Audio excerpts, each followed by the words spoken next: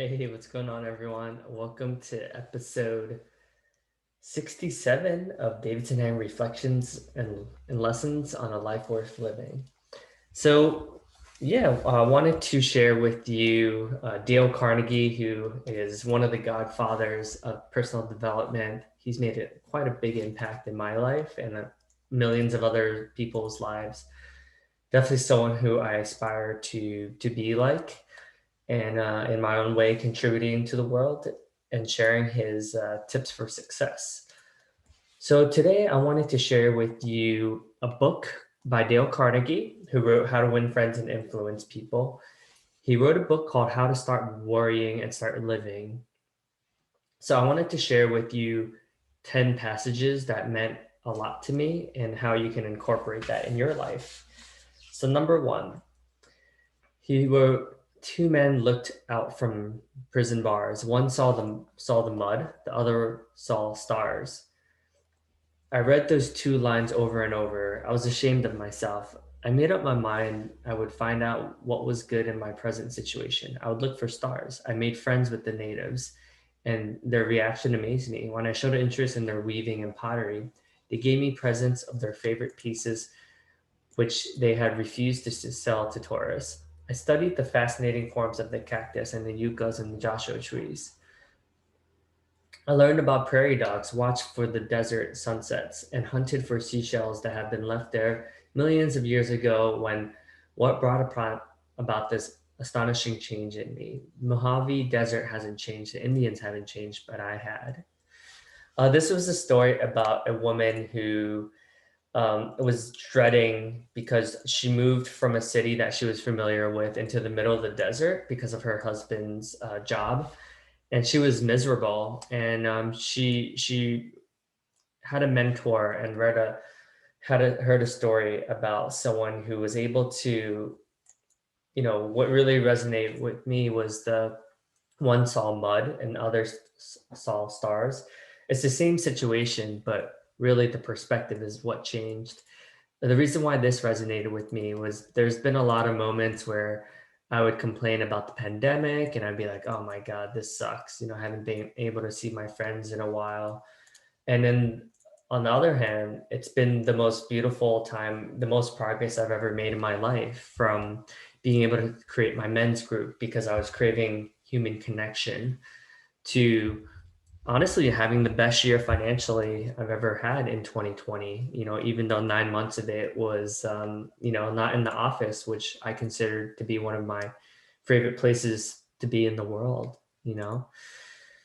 So, number two, you would think that spending a year in bed would be a tragedy, but it won't be. You'll have the time to think and get acquainted with yourself.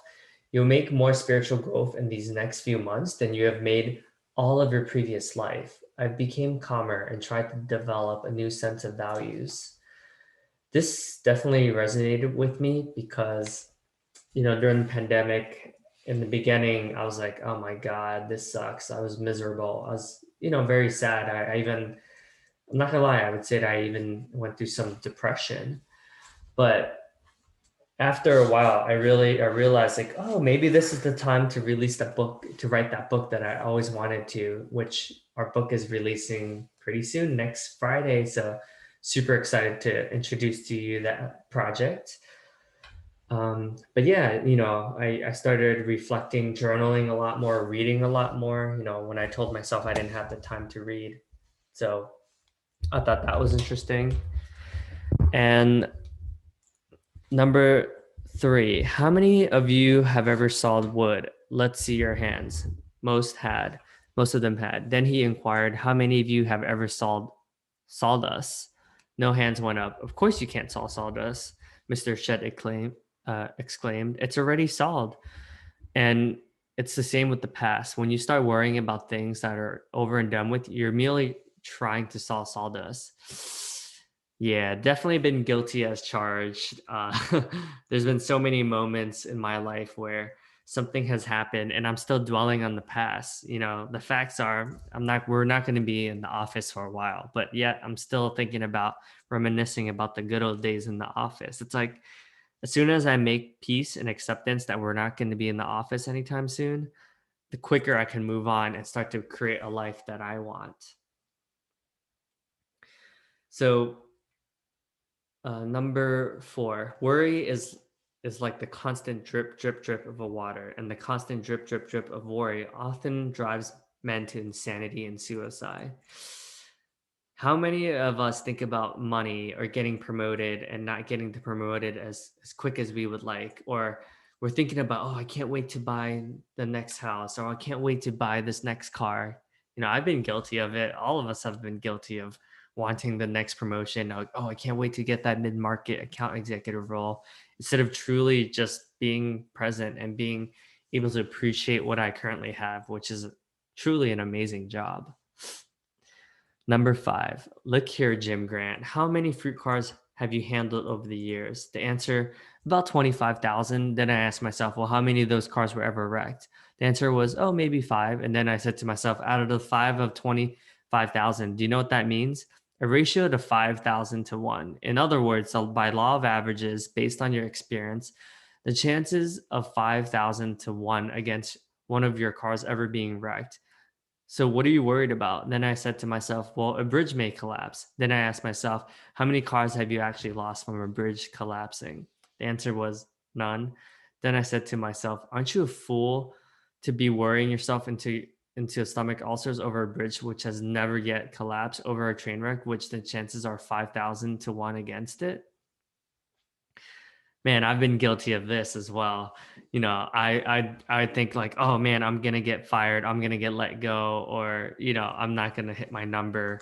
But the reality are, the facts are in the odds are in my favor, and the chance of me getting fired and the chances of me being let go are pretty slim. I mean, obviously there's still is a possibility, but if I just look at the facts and I look at historical data, there's a lot that is in my favor. So something to think about. How many times have you personally have thought about the future, and it's like, oh, well, what if I default on my mortgage and things like this? But at the end of the day, I've always been able to pay my bills, and I've always been, and it's trending positive. So there's no use in me continuously thinking about how, oh man, like I'm gonna get let go, I'm gonna get fired, because the facts are like there's been more times where that hasn't happened than when it has happened. Number 6, and hey, you're past the halfway point, so if you're still listening, kudos to you, man. Please ping me if you have gotten anything out of this. Would love to get feedback and how I can improve these conversations from takeaways from a lot of these amazing mentors in my life. Number 6, do I tend to start putting off living in the present in order to worry about the future, to yearn for some magical rose garden over the horizon? Number 2, do I sometimes embitter the present by regretting things that had happened in the past that are over and done with? Number 3, do I get up in the morning determined to seize the day to get the utmost out of these 24 hours? Number 4, can I get out of life by living in day tight compartments? Number 5, when shall I start to do this? Next week? Tomorrow? Today? Yeah, this definitely resonates with me because, for instance, I'm always thinking about, oh, I can't wait till I have 4 houses, a beach house in Charleston, a mountain house in upstate New York, and then a place in Manhattan, right? It's interesting because I want 5 houses eventually, and then this house now will be a rental property. But it's like, dude, why can't I just appreciate this amazing house that I have? That's truly such a blessing, and I'm the first tenant in this house, right? Because it's new construction. Like, why do I keep thinking about the future when, if I can truly make the most out of just experiencing this house day by day, my life is so much better. And number 7, ask yourself, what is the worst that can possibly happen? Number 2, prepare to accept it if as you have to. And then number 3, then calmly proceed to improve on the worst. So this was a methodology and framework that he introduced. So it sounds counterintuitive, but when you think about what's the worst that can possibly happen, You actually realize that the reality is not as bad as you make it out to be when you don't process what these consequences. It's an interesting exercise, but it's done wonders for my peace of mind. So check it out. Let me know what you think. And then number two is acceptance. Before we can truly move on, we have to we would need to accept the present moment. So let's say I am not doing so well in my career. Okay, how can I accept that? Okay, I haven't made the most or haven't had the best effort for this amount of weeks or whatever how long the slump is. Okay, and then once I accept it, then I could calmly proceed to improve. So that's an interesting exercise. I highly recommend it for everyone. Number 8. I recently had correspondence with Dr. Harold Habin of the Mayo Clinic. He read a paper at the annual meeting of American Association of Industrial Physicians and Surgeons saying that he made a study of 176 business executives whose average age was 44.3. He reported that slightly more than a third of these executives suffer from one of the three ailments peculiar to high tension living, heart disease, digestive tract ulcers, and high blood pressure. Think of it. A third of our business executives are wrecking their bodies with heart disease, ulcers, and high blood pressure before they even reach 45. What price of success? They can't even buy, they aren't even buying success. Can any man possibly be a success who's responsible for business advancements with stomach ulcers and heart trouble? What shall it profit a man if he gains the whole world and lose his health? Mm, that's deep. My interpretation of this quote is that, I mean, being someone who's in sales, I'm not gonna lie, it's not the most stress-free job, but you know, yeah, I do think there's instances where if I just have faith and trust in myself, everyone else around me, things always work out. There's no use in worrying. Like the less I think about the future and just be present and just add massive value, the more successful I'm going to be. It's that simple. Number 9. I hope you're enjoying this so far. Feel free to reach out to me with which one was your favorite quote, or you can post in the comment section what quote you enjoyed and resonated the most with you. Thanks, Tobias, for letting me know that this helped inspire you and made your day. And number 9, keep a diary in which you ought to record your triumphs and the applications of these principles. Be specific, give names, dates, and results. Keeping such a record will inspire you to greater efforts, and how fascinating these entries will be when you chance upon them some evening years from now. That's so true. So, yesterday I read my self expression leadership program notes about who I wanted to be, what impact I want to have in the world. And it was really cool to reflect in just a matter of less than 2 years, just the impact that I've had and the progress I've made in that time. So, yeah, reflection, I think, is the key to happiness. The more we reflect, the more present we are to our accomplishments. And also, you're able to acknowledge those who have made that possible. Last but not least, I want to end it with a quote from Abraham Lincoln. So he says, just for today, just for today, I will be happy. This assumes that what Abraham Lincoln said is true, that most folks are just about happy as they make their minds up to be. Happiness comes from within, it's not a matter of externals.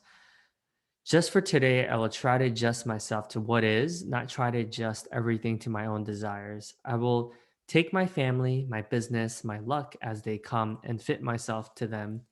Just for today, I will take care of my body. I will exercise it, care for it, nourish it, not abuse it, nor neglect it, so it will be a perfect machine for my bidding. Just for today, I will try to strengthen my mind. I will learn something useful. I will not be a mental loafer. I will read something that requires effort, thought, and concentration. Just for today, I will exercise my soul in 3 ways. I will do somebody a good turn and not get found out. I will do at least 2 things I don't want to do. As William James suggests, just for exercise, just for today, I will be agreeable. I will look as well as I can, dress as becomingly as possible, talk low, act courteously, be liberal with praise, criticize not at all, nor find fault with anything, nor try to regulate nor improve anyone. Just for today, I will try to live through this day only, not to tackle my whole life problem at once. I can do these things for 12 hours that will appall me if I had to keep them up for a lifetime. Just for today, I will have a program. I will write down what I expect to do every hour. I may not follow it exactly, but I will have it. It will eliminate two pests, hurry and indecision. And just for today, I will be unafraid. Oh, just for today, I will have quiet half hour all by myself and relax. In this half hour, sometimes I'll thank God so that to get a little more perspective in my life. And lastly, just for today, I will be unafraid. Especially, I will be afraid. I will not be afraid to be happy, to enjoy what is beautiful, to love, and to believe those I love me. If we want a developmental attitude that will bring us peace and happiness, here is rule number one: think and act cheerfully, and you will feel cheerful. Thanks for listening. Appreciate you. Check out my other 106 articles. Love. Hopefully, this gave you some inspiration. And cheers, everyone. Take care. Have a wonderful day.